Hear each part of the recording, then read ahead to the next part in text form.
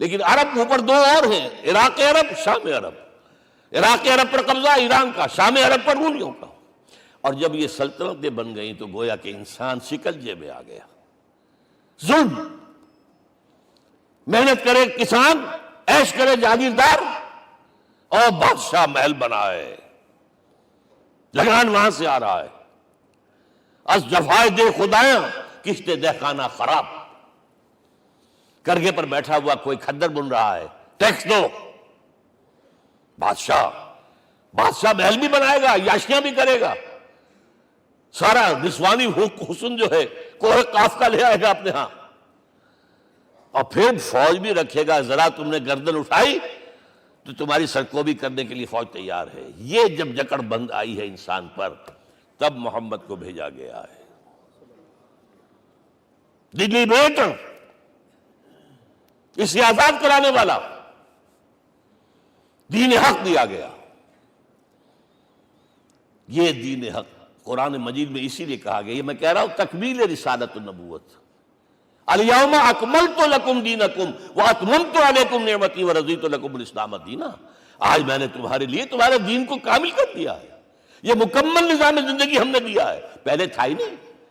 لہذا کسی اور نبی سے یہ نہیں کہا گیا کہ اس کو غالب کرو، میں نے آپ کو بتا دیا کہیں نہیں ہے۔ نہ نوح، نہ ہود، نہ صالح، نہ ابراہیم، نہ موسیٰ، نہ عیسیٰ، کوئی بھی نہیں۔ اور حضور سے کہا گیا یہ دین اب غالب کرو۔ اگر صرف تم کتاب میں لکھ کر دے جاؤ اور اس کے مثال پیش نہ کر سکو، دنیا کہے گی بہت اچھی شاعری ہے۔ آج بھی آپ کو معلوم ہے دی ریپبلک کتاب زندہ ہے، لیکن آج تک ایک دن کے لیے بھی وہ نظام کہیں قائم ہوا ہے؟ ہم یہی کہیں گے کہ ٹھیک ہے، یہ جو ہے ایک خواب ہے، اللہ اللہ فرض، اس کے سوا کیا یوٹوپیا ہے؟ اس نظام کو قائم کر کے دکھاؤ۔ اب آپ اس کو اینالائز کر لیجئے، اچھی طرح سمجھ لیجئے۔ It was the revolutionary role which was assigned to محمد صلی اللہ علیہ وسلم۔ نظام کو بدلنا، اسی کا نام تو انقلاب ہے۔ انقلاب کسے کہتے ہیں؟ دنیا میں دو نظام ایک جگہ نہیں ہو سکتے، مذہب 100 بھی ہو سکتے ایک جگہ۔ مذہب لمیٹڈ ہے، آپ کی ذاتی زندگی، آپ کے کچھ عقائد ہیں، کچھ عبادات ہیں، کچھ رسومات ہیں، کچھ سوشل رائٹس ہیں، یہ ہے بس۔ تو یہ تو 100 بھی they can coexist۔ امریکہ میں کتنے ہیں؟ مسلمان گئے مسجدیں بنا لی ہیں، ہندو گئے ہیں مندر بنا لیے ہیں، سکھ گئے ہیں ان کے گردوارے بنے ہوئے ہیں، سلوتے یعنی یہودیوں کے عیسائیوں کے تو بے شمار ہے ہی ہیں، لیکن ہے ہمہ مذہب۔ لیکن دین تو دو نہیں ہو سکتے، یا ڈیموکریسی ہوگی یا بادشاہت ہوگی، ایک تو دو تو نہیں ہو سکتے۔ یا کیپٹلزم ہوگا یا سوشلزم ہوگا، دو تو نہیں ہو سکتے۔ یا تھیوکریسی ہوگی یا ڈیموکریسی ہوگی، دو نہیں ہو سکتے۔ اور یہ بھی آپ کو معلوم ہے دنیا میں کہیں ویکوم نہیں ہے، نظام کے اعتبار سے کبھی نہیں رہا ہے، ہر ایک نظام موجود ہے۔ آپ کوئی دوسرا نظام لانا چاہتے ہیں، پہلے اس کو جڑ سے اکھیڑنا پڑے گا۔ گفت رومی ہر بنائے کوہنا کا آباداں کلند، تو نہ دانی اولاں تعمیر راں ویراں کلند۔ رومی نے کہا ہے کہ دیکھو اگر کوئی نئی تعمیر تمہیں کرنی ہو تو تم جانتے نہیں ہو پہلے پرانی تعمیر کو گرانا پڑتا ہے، پہلے آپ نظام جڑ سے کھینچ کر پھینکیں گے باہر، تب نظام لائیں گے نا۔ اور یہ ظاہر بات ہے جو نظام بھی ہے اس کے ساتھ ویسٹڈ انٹرسٹ ہے، اس کے ساتھ پریولیجڈ کلاسز ہیں، دے وانٹ اسٹیٹس کو، وہ کوئی تبدیلی نہیں ماننے کو تیار، کیونکہ اسی نظام کی شاخوں پر تو ان کے گھونسلے بنے ہوئے، وہیں سے تو مفادات ان کے وابستہ ہے۔ لہذا نظام جو ہے بدلنے کے لیے جانیں دینی پڑتی ہیں، خون بہانا پڑتا ہے، جان جوکھوں کا کام کرنا پڑتا ہے، اس کے بغیر نظام نہیں بدلتا۔ اور محمد کا رول صلی اللہ علیہ وسلم، یہ ہے وہ عظمت محمد کی جو انسان نے پہچانی ہے۔ میں 3 گواہیاں آپ کے سامنے پیش کر رہا ہوں، 1 from the east, 2 from the west, 3 کئی ملوے ہے۔ یہی لاہور 1920، یہاں ایک بریڈلا ہال ہوتا تھا، اس بریڈلا ہال میں ایم این رائے کی ایک تقریر۔ And who was M N Roy? Personal friend of Lenin, member of the Communist International, He knew what revolution is. اور اس نے ہسٹوریکل رول آف اسلام تقریر کی لاہور کے اندر 1920 میں، اور اس نے کہا تاریخ انسانی کا عظیم ترین انقلاب وہ تھا جو محمد نے برپا کیا صلی اللہ علیہ وسلم۔ میں تو اس کی ذہانت کی داد دیے بغیر نہیں رہا۔ اس نے کہا بعض مورخین یہ جو فتوحات کی ہیں صحابہ کرام نے، ان کو سمجھ بیٹھتے ہیں جیسے اٹیلا نے فتوحات کی ہیں یا چنگیز خان نے کی ہے یا کسی اور، کہاں وہ کہاں یہ، وہاں صرف تباہی آتی تھی، اور محمد صلی اللہ علیہ وسلم کے پیروکاروں نے جب دنیا فتح کی ہے، نئی تہذیب دی ہے، نیا تمدن دیا ہے، نیا نظام دیا ہے، روشنی دی ہے، علوم کو تازہ کیا ہے، علوم ایجاد کیے ہیں۔ یہ ہے وہ انقلاب جو محمد نے برپا کیا صلی اللہ علیہ وسلم۔ یہ کتاب آج بھی ہندوستان میں چھپتی ہے، بمبئی میں، دی ہسٹوریکل رول آف اسلام۔ اور میں سمجھتا ہوں کہ ہندو ہے، کمیونسٹ ہے، اور گواہی دے رہا ہے۔ دوسرا، یہ تو چونکہ بڑی ریسنٹ پاسٹ کی بات ہے، ڈاکٹر مائیکل ہارٹ ایک کتاب لکھتا ہے دی 100، اور اس کا سب ٹائٹل کیا ہے؟ A selection and gradation of the 100 most influential personalities of the human race, human history. پوری انسانی نسل میں سے ان لوگوں کو چن لو جنہوں نے اس کی تاریخ کے دھارے کے رخ کو موڑا ہو۔ ادھر جا رہا تھا ادھر کر دیا، ادھر جا رہا تھا ادھر کر دیا۔ جن لوگوں نے بھی تاریخ کا دھارا موڑا، پہلے سلیکٹ کر لو، سلیکشن۔ 100 آدمی کا ہم آ گئے، اب گریڈیشن، ان میں سب سے زیادہ کس نے کیا، اور ٹاپ پر لایا محمد کو صلی اللہ علیہ وسلم۔ یہ کتاب تو اویلیبل ہے، پڑھیے۔ اور چونکہ عیسائی ہے اور حضرت عیسیٰ کو نمبر 3 پر لے گیا، غور کیجئے، نمبر 2 پر لایا نیوٹن کو، بابائے طبیعیات، اور پھر کہتا ہے naturally I owe an explanation. میں عیسائی ہوتے ہوئے I am placing Muhammad at top, how? This is because, یہ لفظ یاد کیجئے، this is because he is the only person supremely successful in both the religious and secular fields۔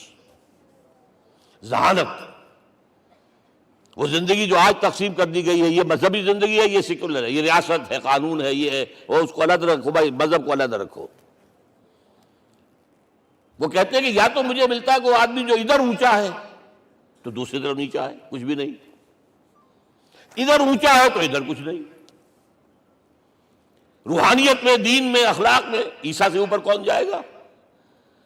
لیکن حکومت میں، ریاست میں کوئی پدہ بھی نہیں رکھا، زیرو۔ مذہب کتنا بڑا پیدا کر لیا گوتم بدھ نے، لیکن ریاست، حکومت زیرو۔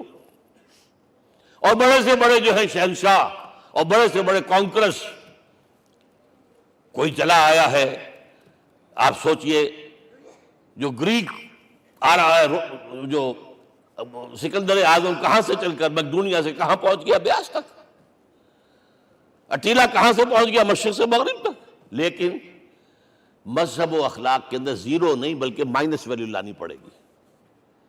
ایک ہی انسان ہے، آپ کم سے کم give credit to his honesty. ایک ہی انسان، دو ہے ہی نہیں۔ He is the only person supremely successful in both the religious and the secular fields۔ اب آئیے تیسری میں گواہی دے رہا ہوں ایک ایسے شخص کی جو ویسے شاتم رسول ہے، گالیاں دی ہیں اس نے، بدترین گالیاں دی ہیں، رقیق حملے کی، جیسے رشدی نے کیے ہیں، ایسے تسلیمہ نسرین نے کیے ہیں، سب اس طرح کے کیے ہیں۔ وہ ایچ جی ویلز ہے،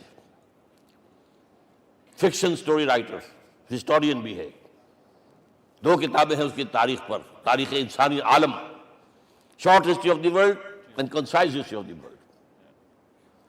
جو رقیق حملے کیے ہیں میں اس کا ذکر نہیں، ذکر اس لیے کر دیا کہ معلوم ہے وہ دشمن ہے، دوست نہیں ہے۔ اگر کسی کا دوست ہوگا تو تعریف کر ہی گئے، وہ دشمن ہے، میں اسٹیبلش کرنا چاہتا ہوں، ہی از انیمی۔ اور عربی زبان کا ایک مقولہ یہ ہے کہ الفضل ما شہدت بہ الاعداء، فضیلت تو وہ ہوتی ہے جس کی ایک گواہی دشمن دے۔ جب وہ آیا ہے concise history of the world میں، چیپٹر آخری حضور کا، جو حضور کے چیپٹر میں جو آخری بات، خطبہ حجۃ الوداع کو کوٹ کیا ہے، لا فضل لعربی علی عجمی ولا لعجمی علی عربی ولا لأحمر علی اسود ولا لأسود علی احمر الا بالتقوی۔ کسی عرب کو کسی عجمی پر کوئی فضیلت نہیں، کسی عجمی کو کسی عرب پر کوئی فضیلت نہیں، کسی گولے کو کسی کارے پر کوئی فضیلت نہیں، اور کسی کالے کو کسی گورے پر کوئی فضیلت نہیں، ہاں تقوی کے ساتھ فضیلت ہے۔ اب ذرا میرا ایک ایک لفظ نوٹ کیجئے، کیا لکھتا ہے اس پر؟ Although the sermons of human freedom, fraternity and equality were said before also, and we find a lot of these sermons in Jesus of Nazareth، مسیح ناصری حضرت عیسیٰ علیہ السلام کے ہاں بھی واعظ تو ہمیں بہت ملتے ہیں، but it must be accepted that it was Muhammad صلی اللہ علیہ وسلم who for the first time in history established a society based on these principles۔ انسانی حریت، اخوت، مساوات، اس کے واعظ کہنے تو بہت آسان ہے، تقریریں کرنی تو بہت آسان ہے، لیکن ان ویلیوز کو باقاعدہ اسٹیبلش کرنا ایک سوسائٹی میں ماننا پڑتا ہے، یہ اسے دینا پڑا ہے کریڈٹ جو بھی ہے۔ لیکن ایک بات نوٹ کر لیں، مبادہ کہیں آپ میرے بارے میں سوء ظن ہو جائے، تازہ ایڈیشن جو اب اویلیبل ہے اس میں سے یہ نکال دیے گئے ہیں، آج کے جو ان کے ایڈیٹرز ہیں ان کے حلق سے نیچے نہیں اتر رہے، اتنی بڑی حقیقت۔ آپ پنجاب لائبریری یا پبلک لائبریری سے جا کے پرانا ایڈیشن لیجئے، concise history of the world کے اندر آپ کو یہ الفاظ مل جائیں گے۔ Although the sermons of human fraternity, freedom and equality were said before also, and we have a lot of these sermons in Jesus of Nazareth, but it must be accepted that it was Muhammad sallallahu alaihi wasallam who for the first time in history established a society based on these principles۔ اب یہ جو mission میں نے آپ کے سامنے رکھا، ایک بنیادی مشن قرآن کی تبلیغ کرو، تبلیغ کرو، تبلیغ کرو، تبلیغ کرو۔ یا ایھا رسول بلغ ما انزل الیک من ربک وان لم تفعل فما بلغت رسالتہ۔ نمبر 2، جو دین حق دیا اسے غالب کرو، قائم کرو، نافذ کرو، اس کی مثال پیش کرو دنیا کے سامنے۔ ان دونوں میں مدد درکار تھی محمد الرسول اللہ کو، جیسے حضرت مسیح نے کہا تھا، وَإِذْ قَالَ عِيسَىٰ ابْنُ مَرْيَمَ لِلْحَوَارِيِّينَ مَنْ أَنصَارِي إِلَى اللَّهِ، کون ہے میرا مددگار اللہ کی راہ میں؟ جیسے کہ اللہ فرماتے ہیں سورہ حدید میں، بڑی پیاری آیت ہے، بڑی ریولوشنری آیت ہے، بلکہ میں لفظ استعمال، بڑی ننگی انقلابی آیت ہے قرآن مجید کی۔ اتنا صاف اللہ تعالیٰ ہی سچ بول سکتا ہے، کوئی اور تو ضرور کہیں نہ کہیں اس کے اوپر کوئی کپڑا ڈال کے بات کرے گا۔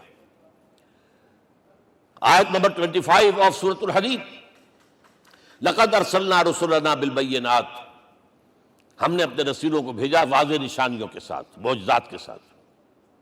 وانزلنا معهم الکتاب والمیزان، ان کے ساتھ کتاب اتاری، شریعت اتاری، میزان اتاری، نظام اتارا۔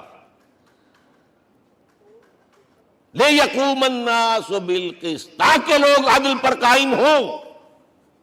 اس لیے کتاب کیوں بھیجی، رسول کیوں بھیجے، نبی کیوں بھیجے، وحی کیوں بھیجی؟ تاکہ لوگ عدل پر قائم ہوں۔ یہ اس سے بڑی آیت کوئی ہوگی؟ عدل اجتماعی، سوشل جسٹس۔